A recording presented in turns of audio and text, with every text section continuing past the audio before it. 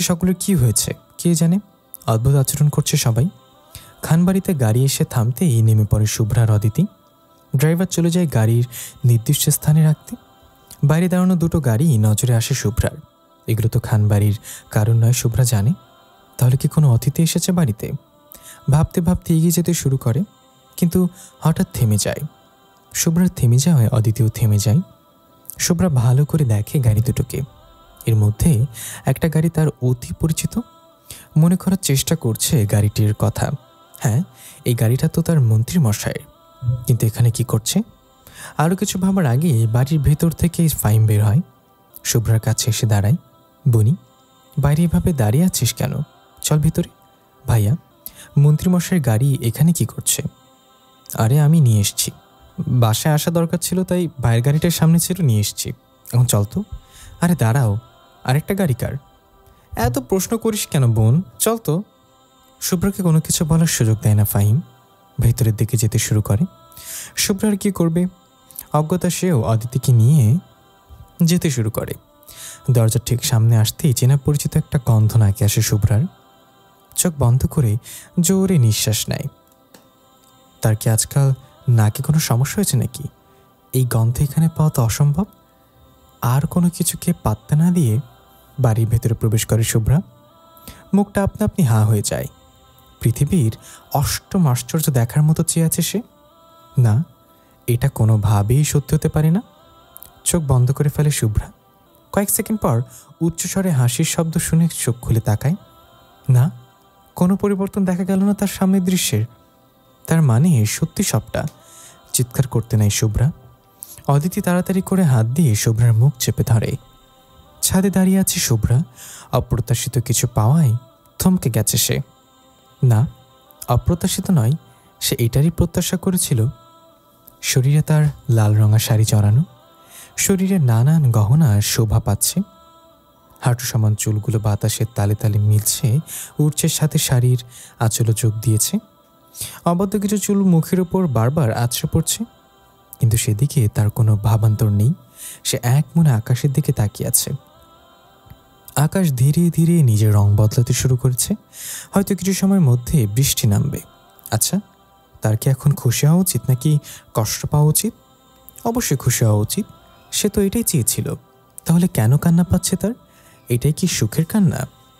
মিশ্র অনুভূতি হচ্ছে তার ভেতর। বাবা মাকে বড্ড বেশি কাছে পেতে মন চাচ্ছে। আর হ্যাঁ, মনোযোগ সহকারে দেখছে শুভ্রাকে। পায়ের পাতা থেকে মাথার চুল পর্যন্ত খুঁটিয়ে খুঁটিয়ে এই চাহনিতে কোনো অধিকারতাহীন নেই কোনো অবৈধতা। সম্পূর্ণ হালাল তার জন্য। শুভ্রাকে এখন তার কাছে বড্ড বেশি স্নিগ্ধ লাগছে। একরাশ মুগ্ধতা ভরা চোখে দেখছে লাল শাড়ি পরিহিত তার একমাত্র অর্ধাঙ্গিনীকে। কিছু সময় আগেই সে এই মেয়েটির সাথে হালাল সম্পর্কে জড়িয়েছে। আচ্ছা, এর আগে তো কখনো সে এভাবে কাউকে দেখেনি। তাহলে এখন কেন এই অসভ্য মেয়েটাকে নিখুঁতভাবে দেখছে? আগে কখনো তো বুকের বাঁ পাশে এত প্রশান্তি অনুভব করেনি।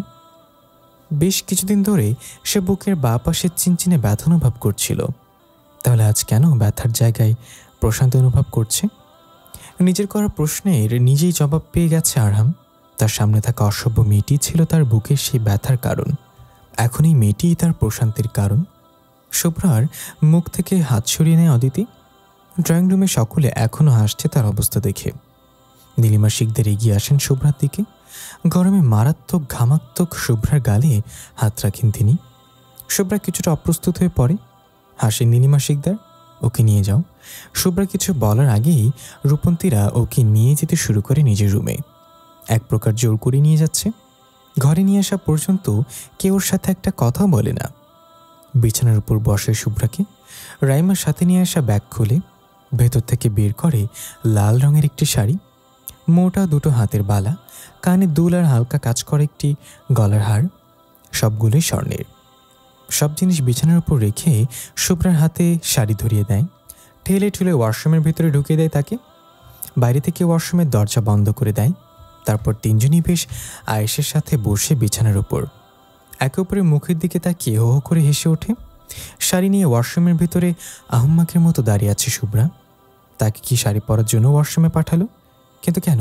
আর মন্ত্রী মশাইরা বা তার বাসায় কি করছে? জিজ্ঞাসা করার জন্য বাইরে বের হতে নেই শুভ্রা, কিন্তু দরজা খুলছে না।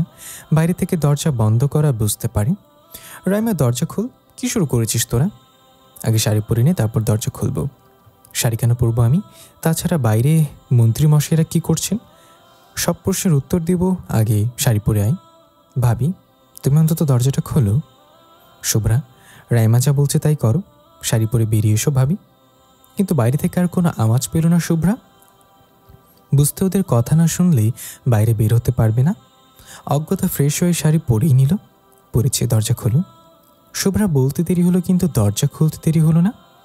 অদিতি ওকে টেনে নিয়ে গিয়ে ড্রেসিং টেবিলের সামনে বসালো। রাইমা হাত দিয়ে আলতো করে শুভ্রার 2 গাল চেপে ধরে সাজাতে শুরু করলো। এমনভাবে ধরেছে শুভ্রা কোনো কথাই বলতে পারছে না। শুভ্রা নড়াচড়া শুরু করলে রূপান্তী জোরে একটা ধমক দেয়। সাথে সাথেই শান্ত হয়ে যায় শুভ্রা। শুভ্রার মুখে তেমন কোনো প্রসাধনী লাগায় না রাইমা, প্রয়োজনই পড়েনি লাগানোর। রূপের দিক থেকে কোনোভাবেই খারাপ নয় শুভ্রা, বরঞ্চ তাদের সকলের থেকে সুন্দর দেখতে। চোখে কাজল আর ঠোঁটে হালকা করে লিপস্টিক লাগিয়ে দেয়। ব্যাস এতটুকুতেই মারাত্মক দেখতে লাগছে শুভ্রাকে। অদিতি আর রূপান্তী গাউনাগুলো পরিয়ে দিতে শুরু করে। তোমরা সব কি করছো বলবে আমাকে? চুপচাপ বসে থাকো, একটাও কথা নয়। কিছুক্ষণ পর এমনিতেই জানতে পারবে। কিন্তু চুপ করতে বললাম না তোমাকে? রূপন্তীর রাগী কথায় চুপ হয়ে যায় শুভ্রা। মনে মনে কয়েকটা মধুর বাণী শুনিয়ে দেয় রূপন্তীকে। শুভ্রার লম্বা চুলগুলো খোপা করে ফেলে রূপন্তী। আসবো? দরজার কাছে দাঁড়িয়ে আছে শুভ্রার 4 ভাই। মাথা নিচু করে দাঁড়িয়ে আছে তারা, কিছু লুকানোর বৃথা চেষ্টা চালাচ্ছে। তোমরা আবার কবে থেকে আমার রুমে আসার জন্য অনুমতি নিতে শুরু করলে? হাসো হাসো, দেখো না কি শুরু করে দিয়েছে আমার সাথে। 4 জনই এসে দাঁড়ায় শুভ্রার পাশে। ফারহাদ শুভ্রার গাল দুটো ধরে নিজের দিকে ঘোরায়। চোখে পানি চিকচিক করছে, কিন্তু ঠোঁটে হাসি বিরাজমান। মাশাল্লাহ, আমাদের বনিকে অনেক সুন্দর লাগছে, লাল পরি। এভাবে কথা বলছো কেন তোমরা? তোমাদের কি কিছু হয়েছে? উত্তেজিত হয়ে বলে শুভ্রা। চোখে মুখে আতঙ্ক ফুটে উঠেছে। হাসে ওরা 4 জন। তারা কিভাবে বোঝাবে তাদের ভেতরের অবস্থা? তাদের এই ছোট্ট পরিটা আজকে অন্য কারোর ঘরের বউ হতে চলেছে। তাদের বুকের একাংশ যে ছিঁড়ে যাচ্ছে তা কি বুঝতে পারছে না তাদের ছোট বোনই? বুঝবে কিভাবে? সে তো জানেই না তার সাথে কি হচ্ছে। কি হলো? তোর ওকে নিয়ে আয়। রুজিনা খানের কথায় ধ্যান ভাঙে তাদের। শুভ্রার এক হাত রিমন ধরে আর এক হাত রাহাত ধরে নিয়ে যেতে শুরু করে তাকে বাইরে। পেছনে বাকিরা আসছে। রাইমা ফাইমের দিকে একবার তাকিয়ে চোখ নামিয়ে নেয়। ফাইম কিছু বলে না, তার মনে ঝড় বইছে। শুভ্রা শুধু সবকিছু দেখছে, কিন্তু কিছুই বলছে না। তার মাথায় এখন একটাই চিন্তা, তাদের ভাই। চোখে এসে পানি। ড্রয়িং রুমে আরহামের পাশে বসানো হয় শুভ্রাকে। আরহাম কয়েক সেকেন্ড শুভ্রার দিকে তাকিয়ে থেকে চোখ সরিয়ে ফেলে। কারো কথায় শুভ্রার ধ্যান ভাঙে। হতবম্বের মতো তাকায় সামনে থাকা লোকটির দিকে। আরেকবার তাকায় তার পাশে বসা আরহামের দিকে। সে এতক্ষণ ভাবনায় এতটাই মগ্ন ছিল যে বুঝতেই পারেনি কখন তাকে এখানে বসানো হয়েছে। এসবের মাঝেই আবারও একই কথা তার কানে বাড়ি খায়। বল মা কবুল। আশেপাশে ভালো করে দেখে শুভ্রা। তার পরিবারের সকলে আছে এখানে, এমনকি শিকদার পরিবারেরও। সকলের মধ্যে আনন্দ দেখা যাচ্ছে।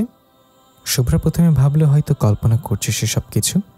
দিদি ভাই বল, উনি কি বলছে বলতো। দাদুন বলে দাও। এক একে সকলে বলতে শুরু করে শুভ্রাকে কবুল পড়ার জন্য। শুভ্রা সকলের কথা মনোযোগ সহকারে শুনে। এতক্ষণে শুভ্রা বুঝতে পারে তার বিয়ে হচ্ছে, কিন্তু কার সাথে? বুকটা ধক করে ওঠে ওর। তবে কি মন্ত্রীমশাইকে হারিয়ে ফেলল? বুদ্ধিমতী শুভ্রার এটা মাথাতে আসছে না তার পাশেই তার মন্ত্রীমশাই বসে আছে, আর তো কোনো ছেলে এখানে উপস্থিত নেই। শুভ্রার আরেক পাশে বসে থাকা ইশতিয়াক খান বোধহয় বুঝলেন নাতনির অস্থিরতা। হাসলেন তিনি নাতনির এমন বোকা ভাবনা চিন্তায়। শুভ্রার হাতের উপর হাত রাখলেন তিনি। কানে কাছে ফিসফিসে বললেন, দিদি ভাই, তোর পাশে যে তার সাথে তোর বিয়ে। থমকে গেল শুভ্রা। তার ডান পাশে তো মন্ত্রীমশাই বসে আছে। মন্ত্রীমশাইয়ের সাথেই তার বিয়ে। এত বড় সারপ্রাইজ সে মোটেও আশা করেনি। কিন্তু অদ্ভুত, এখন তার সুখ সুখ অনুভব হচ্ছে। কাজীর আরেকবার বলাতে সে সকলের দিকে তাকায়। হ্যাঁ সূচক মাথা নাড়তেই ধীরে ধীরে কবুল বলে দেয়। শুভ্রার ভাবনার ছেদ ঘটে আরহামের ডাকে। বিয়েটা তো সে আনন্দের সাথে করেছে, কিন্তু এখন কেন এমন মিশ্র অনুভূতি হচ্ছে তার সাথে? এই মেয়ে কি সমস্যা? ওভাবে তাকিয়ে আছো কেন আকাশের দিকে? খুব তো মন্ত্রীমশাই ভালোবাসি ভালোবাসি বলে চিল্লাতে, এখন যখন আমি সম্পূর্ণটাই তোমার হলাম, আমাকে না দেখে আকাশের দিকে কি? কাট কাট গলায় বলল আরহাম। চোখ বড় বড় করে হয়ে যায় শুভ্রার। এটা তার মন্ত্রীমশাই? কি আশ্চর্য, মন্ত্রীমশাইয়ের মুখে শুভ্রার মতো কথা। বিয়ের পরপরই ছাদে চলে এসেছিল শুভ্রা, কেউ তাকে বাধা দেয়নি। ছাদে উঠতে উঠতেই তার চুলের খোপা খিলে যায়। সে আসার কিছুক্ষণ পর আরহাম এসেছে, কিন্তু শুভ্রা আকাশের দিকে তাকাতেই এতটাই মগ্ন ছিল যে আরহামের উপস্থিতি টের পায়নি। আরহাম শুভ্রার একদম কাছে চলে আসে, ছাদের রেলিংয়ের সাথে শুভ্রাকে লাগিয়ে দুপাশে দুহাত দিয়ে দাঁড়ায়। শুভ্রা এমন কিছুর জন্য মোটেও প্রস্তুত ছিল না। দুহাতে খামচে ধরে তার মন্ত্রীমশাইয়ের পাঞ্জাবি। লজ্জায় তার ফর্সা মুখ মুহূর্তে লাল হয়ে যায়, চোখ জোড়া বন্ধ, এতক্ষণের সকল ভাবনা চিন্তা গায়েব। আরহাম মুচকে হাসে শুভ্রার অবস্থা দেখে। তার কাছে বেশ ভালো লাগছে শুভ্রার এমন লজ্জা মাখা মুখ। আরও লজ্জা দিতে শুভ্রার কানে কাছে মুখ নিয়ে যায়, ফিসফিসে কিছু বলে সে। কিন্তু এটা কি হলো? শুভ্রা লজ্জা পাওয়ার বদলে উল্টো রেগে গেল। দুহাতে ধাক্কা দিয়ে সরিয়ে দিল আরহামকে। গাল ফুলিয়ে দাঁড়িয়ে রইল শুভ্রা। আরহাম জোরে হেসে ফেলল শুভ্রার এমন কাজে। শুভ্রা অবাক হলো। তার জানা মতে তার মন্ত্রীমশাই কখনোই হাসে না, কিন্তু এখন এইভাবে হাসছে। মুগ্ধ নয়নে দেখছে শুভ্রা। পুরুষ মানুষের হাসিও এত সুন্দর হয়, তার মন্ত্রীমশাইয়ের হাসি না দেখলে হয়তো জানতেই পারত না। হঠাৎ থেমে গেল আরহাম। জল শক্ত হয়ে এলো তার, চোখ জোড়া ধীরে ধীরে রক্তিম হতে শুরু করল। আরহামের এমন পরিবর্তনের কারণ খুঁজে পেল না শুভ্রা।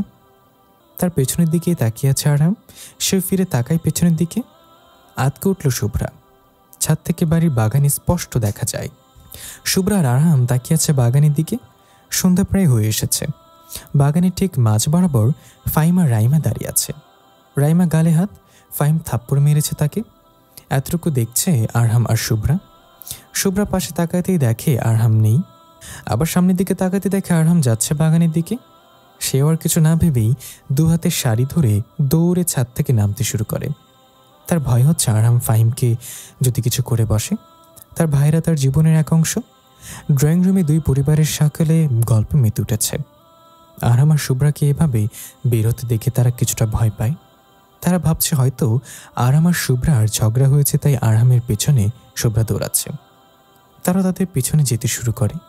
শুভ্রা বাড়ির মেইন দরজার বাইরে থেকে লাগিয়ে দেয়, যাতে করে কেউ বাইরে বের হতে না পারে।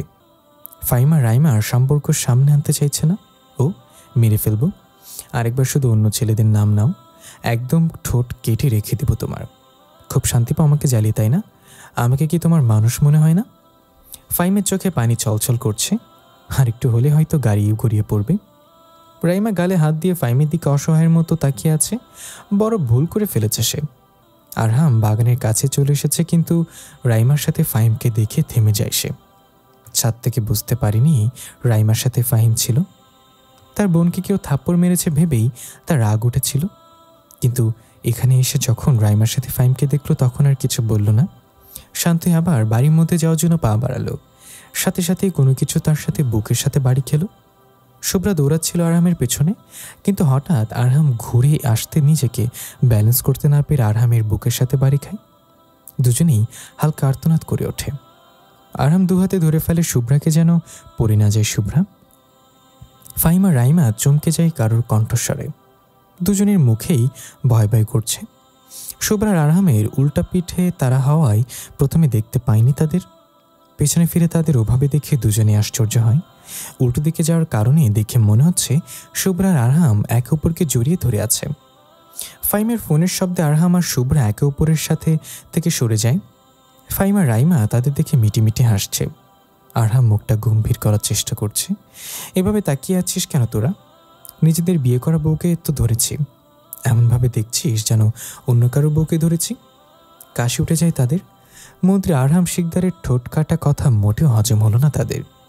কেউ কিছু বলার আগেই ফাহিমের ফোন আবারও বেজে ওঠে। ফারাদের নাম্বার থেকে কল আসছে। ভাই কোথায় আছিস? তাড়াতাড়ি আয়।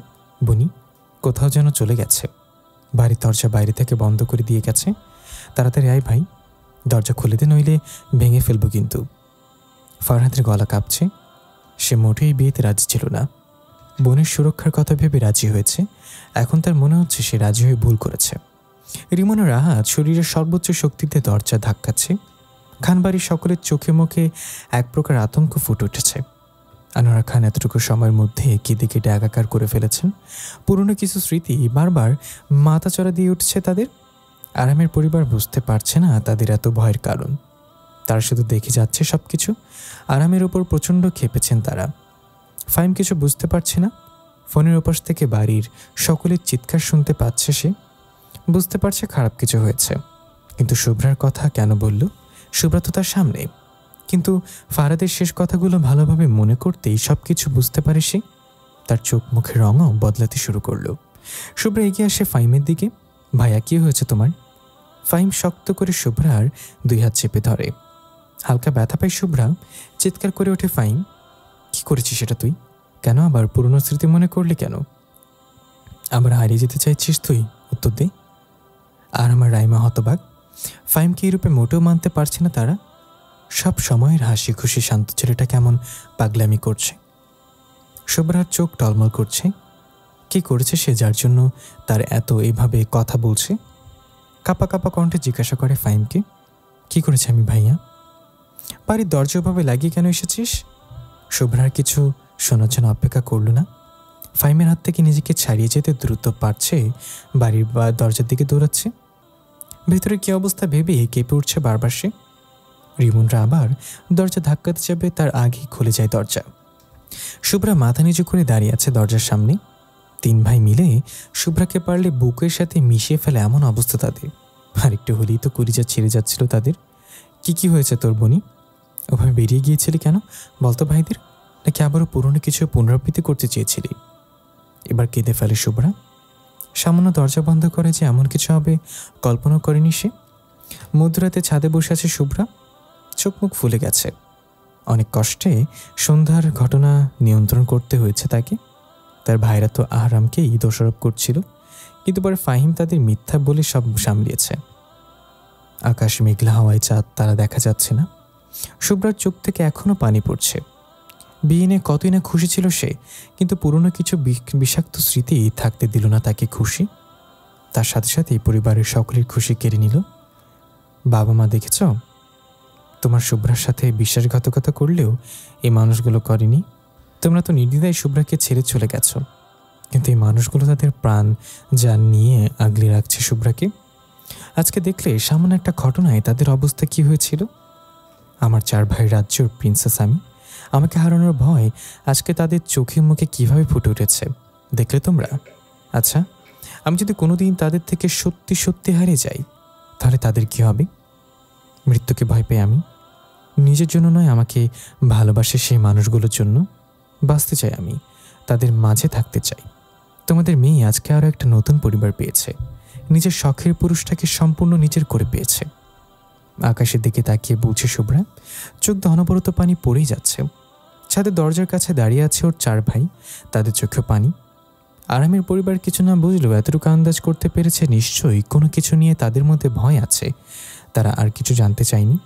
যেহেতু ঘরোয়াভাবে বিয়েটা হয়েছে, তাই আগামী শুক্রবার বিয়ের তারিখ নির্ধারণ করেছেন 2 পরিবার। এত তাড়াতাড়ি শুভ্রার পরিবারের কেউ প্রথমে রাজি হয়নি। বড় 2 শিল্পপতি পরিবারের ছেলে মেয়ের বিয়ের অনুষ্ঠান এত কম সময় কিভাবে করবেন? তাছাড়া মন্ত্রী আরহাম শিকদারের বিয়ে জাঁকজমকের সাথে করতে হবে, এর জন্য সময় দরকার। কিন্তু তাদের এসব যুক্তি আরহামকে বোঝাতে পারেনি। সে তার সিদ্ধান্ত অটল। তা এক প্রকার বাধ্য হয়েই সামনের শুক্রবার বিয়ে রাখা হয়েছে। শুভ্রাকে এখনই নিয়ে যায়নি তারা, একদম শুক্রবার নিয়ে যাবে। ভোর রাতের দিকে ঘুমানোর কারণে সকাল সকাল ঘুম ভাঙল না শুভ্রার। বাড়ির কেউ আজকে ডাকেনি তাকে। প্রতিদিন কেউ না কেউ ডেকে এসে টেনে টেনে বিছানা থেকে তোলে। কেউ মেকি রাগ দেখিয়া তোলে, আবার অনেক মূল্যবান রত্নের মতো করেও তোলে। কিন্তু আজকে কেউ আসেনি, যার ফলস্বরূপ 11:30টার দিকে ঘুম ভাঙল শুভ্রার। আর মোড়া ভেঙে উঠে পড়ল সে। মাথাটা ব্যথা করছে তার, চোখ দুটো ফোলা ফোলা। কোনো রকমে উঠে ফ্রেশ হয়ে নেয়। কেউ আজকে ডাকতে আসেনি দেখে অবাক হয়। ভাবে হয়তো আজকে সে সবার আগে উঠেছে। ফোনটা হাতে নিয়ে সময় দেখতেই আশ্চর্য হয়ে যায়। এত বেলা হয়ে গেছে, তার মানে আজকে ভার্সিটি যাওয়া হলো না। গুটি গুটি পায়ে মাথা চেপে ধরে ড্রয়িং রুমে আসে। সোফার উপর ধর করে বসে পড়ে। শরীর এলিয়ে দেয় সোফায়। কিছুক্ষণ চোখ জোড়া বন্ধ করে রাখার পর চোখ খোলে। তার সামনের সোফাতেই বসে আছে দুজন অন্তঃসত্ত্বা, একজন রিমনের স্ত্রী আলিফা, আরেকজনের রাহাতের স্ত্রী মিশু। দুজনেই বসে আচার কাটছে। মাঝে মাঝে দুজন মিলে খুনসুটিও করছে। দেখে মনে হচ্ছে ওরা দুবোন। শুভ্রা মুচকি হাসে ওদের অবস্থা দেখে, কিন্তু তারা যেন তাকে দেখেও দেখল না। হৃদকে খাওয়াচ্ছে রূপন্তী। ডাইনিং টেবিলে ফারজানা খান আর রোজিনা খান কি যেন কাজ করছে। শুভ্রা দাদি না দাদু নিজেদের ঘরে খাওয়া শেষে বিশ্রাম করছে। বাড়ির সব পুরুষরা হয়তো তাদের কাজে বেরিয়েছে। সকলে এক প্রকার এড়িয়ে চলছে শুভ্রাকে। ভাব এমন যে শুভ্রা এখানে উপস্থিতি নেই। শুভ্রা বুঝতে পারছে না তাদের এমন করার কারণ কি। ও এগিয়ে যায় ডাইনিং টেবিলের দিকে। বড় মা, কিছু কি হয়েছে? এভাবে বাংলার পাঁচের মতো মুখ করে রেখেছ কেন তোমরা? অদ্ভুতভাবে সকলে তাকায় শুভ্রার দিকে, যেন এই প্রশ্ন করে মস্ত বড় ভুল করে ফেলেছে। রেজিনা খান খাবার নিয়ে বসেন শুভ্রার সামনে। কোনো কথা না বলে চুপচাপ খাবার খাইয়ে দিতে শুরু করে। শুভ্রা আর কিছু বলল না। বুঝতে পারল সকলে কেন কোনো কারণে চিনতে আছে। খাওয়ার সময় ফোন দেখার বদ অভ্যাস আছে শুভ্রার। ফেসবুকে নিজের আইডিতে ঢুকতেই ঝটকা খায় সে। রিলেশনশিপের স্ট্যাটাসে সিঙ্গেলের জায়গায় ম্যারিড দেয়া, সেটা আবার কয়েক ঘন্টা আগে। কমেন্ট বক্সে সকলের একই প্রশ্ন, হঠাৎ কোনো কিছু না জানিয়ে বিয়ে। মস্তিষ্ক হ্যাং হয়ে গেছে শুভ্রার। বেশ কিছু সময় লাগলো তার বিষয়টা বুঝতে। মস্তিষ্ক সচল হতেই মনে পড়ল গতকালের কথা। একের পর এক সব কিছু মনে পড়ে গেল। এত কিছু সে কীভাবে ভুলে গিয়েছিল। বুঝতে পারল বাড়ির সকলে কেন তাকে এভাবে এড়িয়ে চলছে। মুখে থাকা খাবার গলায় আপনা আপনি আটকে গেল। কাশতে শুরু করলো। রেজিনা খান তাড়াতাড়ি করে পানি দিলেন, কিন্তু কোনোভাবেই থামছে না। মুহূর্তের মধ্যে ড্রয়িং রুমে উপস্থিত সকলে ওকে ঘিরে ফেলল। হাসতে লাগলো শুভ্রা। সকলে বুঝতে পারল তাদের সাথে মজা করছে। এবার আরও রয়ে গেল সবাই। ফারজানা খান হালকা করে থাপ্পড় মারলেন শুভ্রার পিঠে। শুভ্রা ওনার শাড়ির আঁচল ধরতে গেলেই সরে গেলেন তিনি। একদম না, প্রচুর রেগে আছে তোর উপরে। ছোটবেলার মতো আর শাড়ির আঁচল ধরে ঘুরে রাগ কমাতে পারবি না? গতকাল কি করেছিস ভুলে গেছিস? আর কোনোদিন এরকম করবো না বড় মা, এবার মতো ক্ষমা করে দাও। এই যে কান ধরছি দেখো। দুই হাতে কান ধরে ঠোঁট দুটো গোল গোল করে তাকায় সকলের দিকে। রাগ বজায় রাখার চেষ্টা করছে সবাই, কিন্তু কেউ পারল না শুভ্রার কাহিনী দেখে। হেসে ফেলল সবাই। পার্টি অফিসে বসা ছাড়াম, তার দৃষ্টি বর্তমানে ফোনের দিকে। ঘুম ভাঙার পর থেকে অপেক্ষা করছে কেউ একজন তার ফোন দিবে তার আশায়। এর মধ্যে যতবারই ফোন বেজেছে চোখ মুখ উজ্জ্বলতা হতে দেখা গিয়েছে। তার কিছু কাঙ্ক্ষিত মানুষের কল না দেখে বারবার অন্ধকার নেমেছে তার মুখে। ফাইমের পেট ফেটে বেরিয়ে আসতে চাচ্ছে কিছু প্রশ্ন, কিন্তু অনেক কষ্ট করে নিজেকে সামনে রেখে আরহামকে ফোনের দিকে ওভাবে তাকিয়ে থাকতে দেখে বিরক্ত হচ্ছে সে। কোথায় মন্ত্রী বিয়ে করেছে, বউ নিয়ে থাকবে আর সেও একটু ছুটি পাবে, কিন্তু না, ভালোভাবে আজকে কোনো কাজও করছে তবুও বসিয়ে রেখেছে তাকে। বোনের কথা ভাবতেই মেজাজ আরও খারাপ হচ্ছে তার। বোনকে সময় দিচ্ছে না কেন মন্ত্রী? ফাইম, তোর কি মনে হচ্ছে আমি বিবাহিত? হঠাৎ আরহামের এমন অদ্ভুত প্রশ্নের কী জবাব দিবে ফাইম বুঝতে পারছে না। কালকে তো বিয়ে করলো আর আজকে বলছে সে কি বিবাহিত? কি আজব মানুষ। এটা কেমন কথা ভাই? বাবা যখন অফিসে যায় তখন মা কিছুক্ষণ পরপর কল দিয়ে খোঁজ খবর নেয়, কী হয়েছে, কি করছে, প্রেশার বেড়েছে কিনা, আর কত কি। কিন্তু এদিকে আমার বউ দেখ, একবারের জন্য কল দেওয়ার প্রয়োজনও মনে করছে না। বিয়ে করে কী লাভ হলো যদি বউয়ের ভালোবাসাটাই না পাই? বউটা আমার আমিষ থেকে নিরামিষ হয়ে গেল রে। শুকনো কাশি উঠে যায় ফাইমের। আরহাম পানির বোতল এগিয়ে দেয় ফাইমের দিকে। ঢকঢক করে সবটুকু পানি খেয়ে নেয় ফাহিম। মন্ত্রীর মুখে এরকম কথা এমনিতেও মেনে নিতে পারছে না সে, তার উপর আবার যার সম্পর্কে বলছে সে ফাইমের বোন। ভদ্র গম্ভীর মন্ত্রী দিনে দিনে অসভ্য হয়ে যাচ্ছে, আর তার বোনকেই কিনা অসভ্য বলে এই মন্ত্রী। ভাই, সম্পর্কে আমি আপনার বউয়ের বড় ভাই, মানে আমিও আপনার বড় বর্তমানে। তো তাতে কি হয়েছে? আমার সামনে আপনি এসব বলতে পারেন না। কেমন বললাম? আর তুই আমার সম্পর্কে বড় তাই না? তাহলে তো আমি তোর সম্পর্কে বড়, ভুরু উঁচিয়ে বলে আরহাম। ফাইন প্রশ্নসূচক দৃষ্টিতে তাকায় আরহামের দিকে। আপনি আমার সম্পর্কে বড় হবেন কিভাবে? আপনি শুধু আমার বয়সে বড়, তা আমার 5 বছরের। তাহলে রাইমার বিয়ের ব্যবস্থা করি, ওর বান্ধবী তো বিয়ে হলো, ওরটাও দিয়ে দিই, কি বলিস? আরহামের ঠান্ডা মাথায় একরকম বাস দিবে বুঝতে পারিনি ফাহিম। রাইমা আর ফাইমের সম্পর্কে সব কিছু জানে আরহাম। সে কোনো বাধা দেয়নি, দিবে বা কোনো। ফাইম ভালো ছেলে আর সে ফাইমের সম্পর্কে অবগত। ফাইম আরহামের কথার উল্টে পিঠার কিছু বলতে পারল না। ভেবেছিল সম্পর্কের বড় হিসেবে মন্ত্রীকে কিছু নিয়ন্ত্রণ করতে পারবে, কিন্তু এখানে হলো তার উল্টোটা। চুপচাপ মুখ বাঁকিয়ে বসে থাকেও। বউ তো, তাই না? আমি কল দিই বা কল দেওয়া একই হবে, আমি বরং দিই। ইস, বিয়ে করে বউকে ছাড়া থাকার কষ্ট তুই কীভাবে বুঝবি? বিয়ে করলে বুঝতি। ফাহিম আর 1 সেকেন্ডও থাকলো না সেখানে। যত তাড়াতাড়ি পারল চলে গেল আরহামের কাছ থেকে। এখানে থাকলে না জানি আরও কত লজ্জায় পড়তে হবে তাকে। বোনের মতো হয়ে যাচ্ছে দিনে দিনে মন্ত্রী। খাবার শেষ করে ঘরে ফিরে এসছে শুভ্রা। মাথা প্রচণ্ড ব্যথা করছে তার। ইদানিং মাথা ব্যথা পেরেই চলেছে। মাঝে মাঝে অনেক ঘটনা কিছু সময়ের জন্য ভুলে যায়, আবার মনে পড়ে। কাউকে বলেনি এই বিষয়। বিছানায় উল্টো হয়ে শুয়ে আছে। এর মাঝে নীলিমা শিকদার ফোন করে কথা বলছে তার সাথে। শুনতে হয়েছে কয়েকটা রামধমক। বিছানায় শুয়ে থাকা অবস্থায় কল আসে তার ফোনে। অচেনা নাম্বার হওয়ায় কিছুক্ষণ পর রিসিভ করে। ওপাশ থেকে শুনতে পায় আব্দুরের কথা। কেমন আছো মা? শুভ্র ভালোভাবে দেখে নাম্বারটা। না, এটা তো চেনা নয়, কিন্তু কলের ওপাশের মানুষটার গলা তার পরিচিত। নিশ্চিত হওয়ার জন্য প্রশ্ন করে শুভ্রা, আন্টি? কানের কাছে একটা থাপ্পড় দিব বজ্জাত মেয়ে। কে তোমার আন্টি? মাকে আন্টি বলছো? আরেকবার বললে কান ধরে দাঁড় করে রাখবো।